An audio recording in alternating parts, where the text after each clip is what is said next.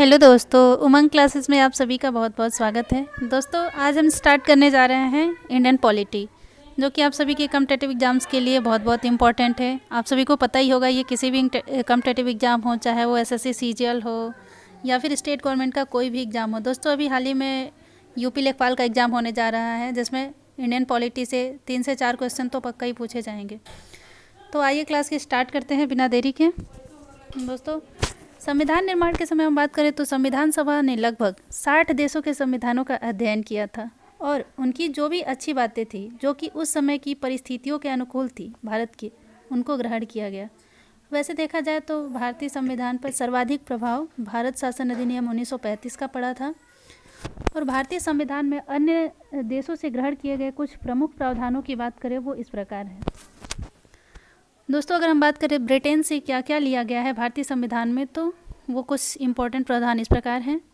संसदीय शासन प्रणाली, विधि का शासन, एकल नागरिकता का सिद्धांत हो गया, और द्विसदनीय व्यवस्था, विधि निर्माण प्रक्रिया, सर्वाधिक मत के आधार पर चुनाव में जो जीत का निर्णय होता है, या फिर संसदीय विशेषाधिकार, ये सभी के सभी ब्रिटेन के संविधान से लिए गए हैं। दोस्तों वही अगर हम संयुक्त राज्य अमेरिका की बात करें तो वहाँ के संविधान से भी कुछ महत्वपूर्ण प्रावधान लिए गए हैं, जो इस प्रकार हैं।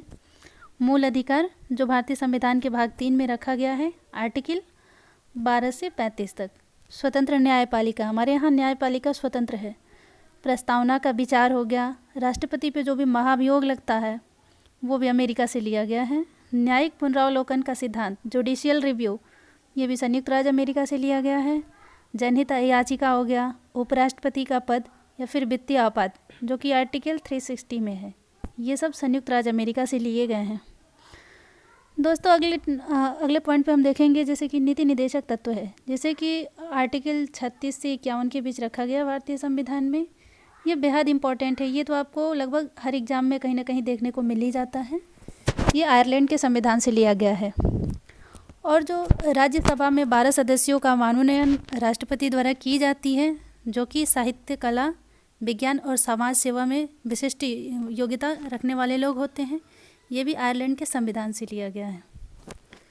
दोस्तों अगला पॉइंट है ऑस्ट्रेलिया से क्या क्या लिया गया है। तो ऑस्ट्रेलिया से ली गई है प्रस्तावना की भाषा, समवर्ती सूची, केंद्र राज्य संबंध हो गया, शक्तियों का विभाजन, संसद के दोनों सदनों की जो संयुक्त बैठक होती है, जो कि आर्टिकल 108 में वर्णित है, ये सभी के सभी ऑस्ट्रेलिया के संविधान से लिया गया है।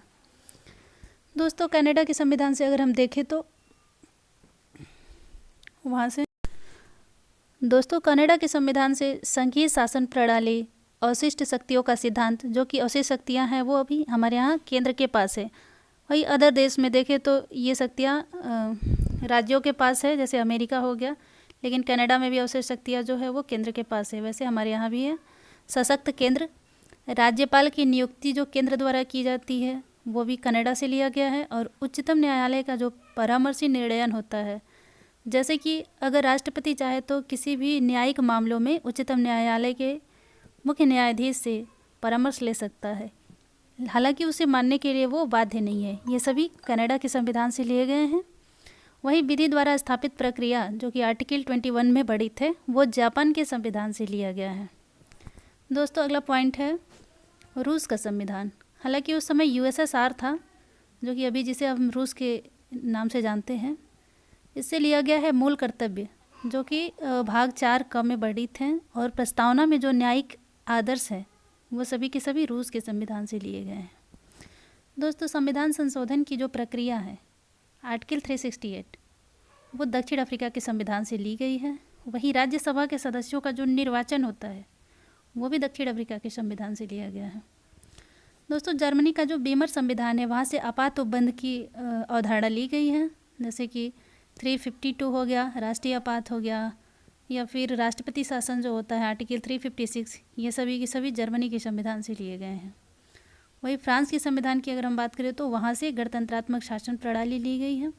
तो दोस्तों ये था संविधान के प्रमुख स्रोत, जो कि इस वीडियो के माध्यम से मैंने कवर करने की कोशिश की है। दोस्तों अगर आपको ये वीडियो पसंद आई है तो इसको लाइक एंड सब्सक्राइब करना ना भूलें। और दोस्तों अगर आपको इसकी पीडीएफ चाहिए तो इसका लिंक जो है हम डिस्क्रिप्शन में डाल देंगे, वहाँ से आप डाउनलोड कर सकते हैं। बहुत बहुत धन्यवाद दोस्तों।